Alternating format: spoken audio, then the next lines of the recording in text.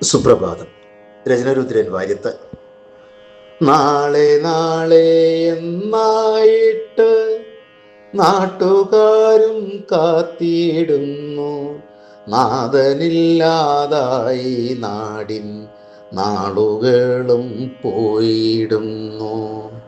നോക്കി നോക്കിയിരുന്നെൻ്റെ നടുവിനും വയ്യാതായി.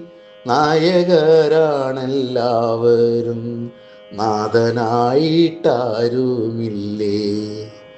നാളെ നാളെ എന്നായിട്ട് നാട്ടുകാരും കാത്തിടുന്നു.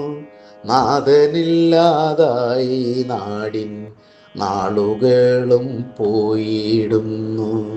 നോക്കി നോക്കിയിരുന്നെൻ്റെ നടുവിനും വയ്യാതായി. നായകരാണെല്ലാവരും, നാഥനായിട്ടാരുമില്ലേ.